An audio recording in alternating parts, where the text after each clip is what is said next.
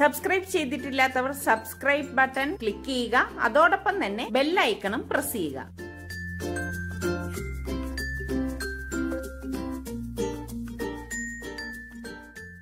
Hi, എല്ലാവർക്കും സലു കിച്ചണിലേക്ക് സ്വാഗതം. ഇന്ന് ഞാനിവിടെ ഉണ്ടാക്കാൻ പോകുന്നത് ചില്ലി പനീറാണ്. ഇത് വളരെ പെട്ടെന്ന് തന്നെ നമുക്ക് തയ്യാറാക്കിയെടുക്കാൻ പറ്റുന്നതാണ്. അപ്പൊ അത് എങ്ങനെയാണ് തയ്യാറാക്കുന്നത് നമുക്ക് നോക്കാം.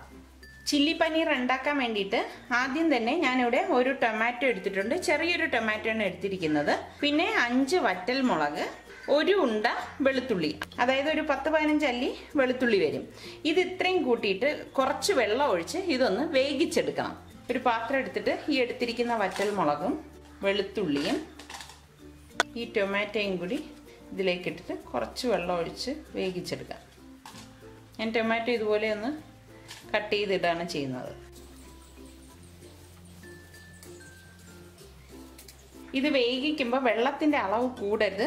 ഒരു 1/4 കപ്പിൽ താഴെ മാത്രം വെള്ളം എടുത്തിട്ട് ഇത് വേവിച്ചെടുക്കാവൂ. ഇതിവിടെ ഒരുപാട് വേഗമൊന്നും വേണ്ട. ഒന്ന് തിളച്ച് കഴിയുമ്പോഴേക്ക് നമുക്ക് ഗ്യാസ് ഓഫ് ചെയ്ത് കൊടുക്കാം. കണ്ടോ, ഇതിവിടെ വെള്ളമൊക്കെ വറ്റി വെന്ത് വന്നിട്ടുണ്ട്. ഇനി നമുക്ക് ഗ്യാസ് ഓഫ് ചെയ്തിട്ട് ഇതൊന്ന് തണുത്ത ശേഷം ഒന്ന് അരച്ചെടുക്കണം. മിക്സിയുടെ ജാറിലേക്ക് ഇട്ടിട്ട് ഇത് അരച്ചെടുക്കാം. വെള്ളം ഒഴിക്കേണ്ട ആവശ്യമില്ല കേട്ടോ. വെള്ളം ഒഴിക്കാതെ വേണം നമ്മളിത് അരച്ചെടുക്കേണ്ടത്. നമ്മൾ ഈ വേവിച്ച വെള്ളം മാത്രമേ ഇതിലേക്ക് ഒഴിക്കാവൂ. ഞാനിവിടെ അരച്ചെടുത്ത് വെച്ചിട്ടുണ്ട്. ഇനി നമുക്കിത് എങ്ങനെയാണ് തയ്യാറാക്കുന്നതെന്ന് നോക്കാം. പിന്നെ ഇതിലേക്ക് വേണ്ടിയിട്ട് ഞാനിവിടെ 3 ബെൽ പെപ്പേഴ്സ് എടുത്തിട്ടുണ്ട്. ഇതൊക്കെ നിങ്ങളുടെ ഇഷ്ടത്തിനനുസരിച്ച് തിരഞ്ഞെടുക്കാവുന്നതാണ്. ഞാനിവിടെ 2 ഗ്രീനും 1 റെഡും എടുത്തിട്ടുണ്ട്. പിന്നെ ഒരു ചെറിയ സവാള എടുത്തിട്ടുണ്ട്. ഇനി ഇതും കുറച്ച് വലിയ പീസാക്കിയാണ് ഞാൻ കട്ട് ചെയ്യാൻ പോകുന്നത്. ഇതിൻ്റെ സെൻറ്ററിൽ ഈ പോർഷൻ എടുത്ത് മാറ്റും.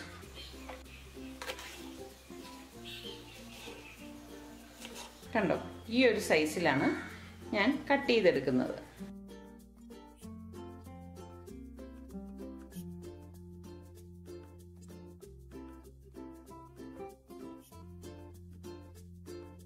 സവാള ഇതുപോലെ കട്ട് ചെയ്തിട്ട് ഇതുപോലെ ഇളക്കിയെടുക്കണം.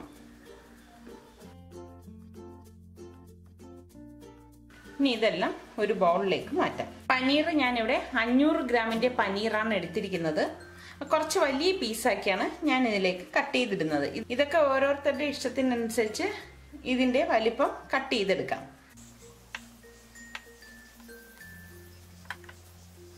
കണ്ടോ, ഞാൻ ഈ ഒരു സൈസിലാണ് ഞാൻ പനീർ കട്ട് ചെയ്തെടുക്കുന്നത്.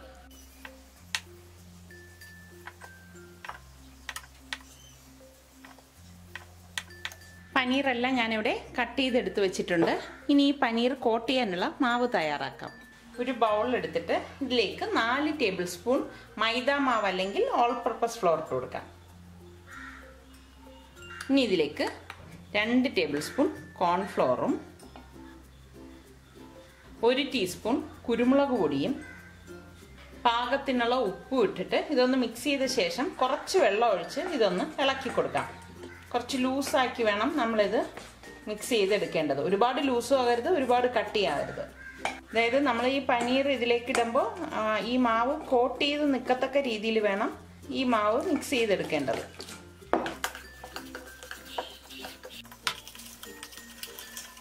ഒട്ടും കട്ട വരാൻ പാടില്ല കേട്ടോ.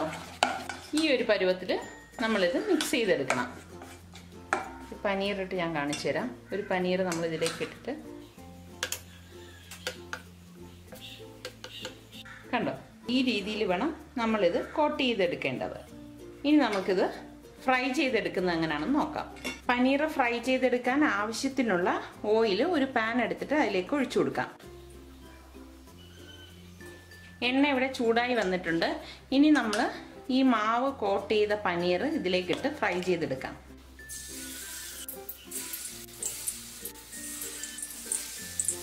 ഒരു സൈഡ് റെഡിയാകുമ്പോൾ ഇതൊന്ന് മറച്ചിട്ട് കൊടുക്കാം.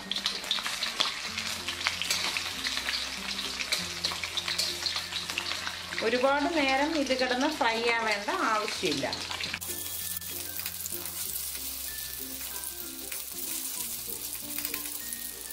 ഇതിവിടെ ഫ്രൈ ആയിട്ടുണ്ട്. ഇനി ഇത് എണ്ണയിൽ നിന്നും മാറ്റിയിട്ട് ബാക്കിയിരിക്കുന്ന പനീറും ഇതുപോലെ തന്നെ ഇട്ട് ഫ്രൈ ചെയ്തെടുക്കാം. പനീർ ഫ്രൈ ചെയ്തെടുത്ത അതേ ഓയിലിലേക്ക് തന്നെ ഈ അരിഞ്ഞു വെച്ചിരിക്കുന്ന ബെൽ പെപ്പേഴ്സും സവോളയും കൂടി ഇട്ട് ഒന്ന് വഴറ്റിയെടുക്കാം. ഒരുപാട് ഇത് ഇളക്കി കളർ ചേഞ്ച് ആവേണ്ട ആവശ്യമില്ല, ജസ്റ്റ് ഒന്ന് ഇളക്കിയെടുത്താൽ മതി. ഇത്രയും മതിയാവും. ഇതിനി ഒരു ബൗളിലേക്ക് മാറ്റാം. നമ്മളിങ്ങനെ വഴറ്റിയെടുക്കുമ്പോൾ നല്ല ക്രഞ്ചി ആയിരിക്കാൻ വേണം, കളർ ചേഞ്ച് ആവാനും പാടില്ല. ഇതേ ഓയിലിലേക്ക് തന്നെ ഫ്ലെയിം ഒന്ന് കുറച്ചിട്ട് ഞാനിവിടെ ഒരു 8-9 വെളുത്തുള്ളി എടുത്തിട്ടുണ്ട്, അതിട്ട് കൊടുക്കാം. ഇനി ഇതിലേക്ക് നമ്മൾ ഈ അരച്ചു വെച്ചിരിക്കുന്ന ചില്ലി പേസ്റ്റ് ഇട്ട് ഇളക്കി കൊടുക്കാം. ഇത് ഇളക്കി ഇതിൻ്റെ ഒരു പച്ച മണം മാറിയ ശേഷം ഈ മിക്സിയുടെ ജാറിലേക്ക് കുറച്ച് വെള്ളം ഒഴിച്ചിട്ട് ഇതിലേക്ക് ഇളക്കി കൊടുക്കാം. നമ്മൾ വേവിച്ചതുകൊണ്ട് അത്രയും ഒരു പച്ചച്ചോവ ഉണ്ടാവില്ല, എന്നാലും കുറച്ച് നേരം ഇതൊന്ന് ഇളക്കി കൊടുക്കണം. ഇനി ഇതിലേക്ക് പാകത്തിനുള്ള ഉപ്പിട്ട് കൊടുക്കാം.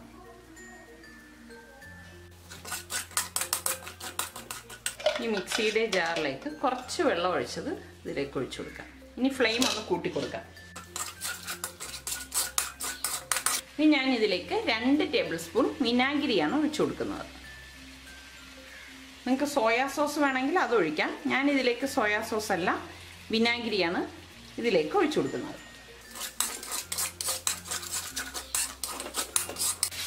ഇതിവിടെ നല്ലതുപോലെ അതിൻ്റെ പച്ച മണമൊക്കെ മാറിയിട്ടുണ്ട്. ഈ സമയം ഞാനിവിടെ 1 ടേബിൾ സ്പൂൺ കോൺഫ്ലവർ ഒരു ബൗളിലേക്ക് എടുത്തിട്ടുണ്ട്. ഇതിലേക്ക് 1/4 കപ്പ് വെള്ളം ഒഴിച്ച് ഒന്ന് മിക്സ് ചെയ്ത് ഇതിലേക്ക് ഒഴിച്ചു കൊടുക്കാം.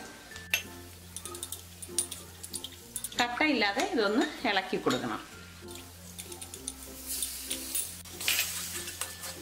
നന്നായിട്ട് ഇളക്കി മിക്സ് ചെയ്ത് കൊടുക്കാം. ഇനി ഇതിലേക്ക് വെള്ളം വേണം എന്ന് തോന്നിയാൽ ഒരു 1/4 കപ്പ് വെള്ളം കൂടി ചേർത്ത് കൊടുക്കാം. ഇനി ഇതിലേക്ക് നമ്മൾ ഫ്രൈ ചെയ്തെടുത്ത് വെച്ചിരിക്കുന്ന പനീറും ബെൽ പെപ്പേഴ്സും ഇതിലേക്കിട്ട് മിക്സ് ചെയ്ത് കൊടുക്കാം. എല്ലാം നല്ലതുപോലെ മിക്സ് ചെയ്ത് യോജിപ്പിച്ചെടുക്കണം.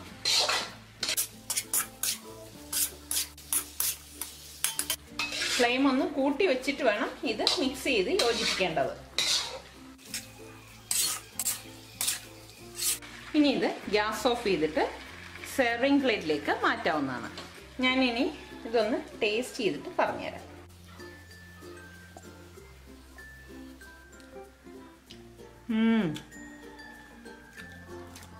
എല്ലാം പാകത്തിനുണ്ട്. ഉപ്പും പുളിയും, നമ്മൾ വിനാഗിരിയല്ലേ ഒഴിച്ചത്, പക്ഷെ വിനാഗിരിയുടെ ടേസ്റ്റ് ഒന്നും നമുക്കിതിൽ ഫീൽ ചെയ്യത്തില്ല. നല്ല ടേസ്റ്റാണിത്.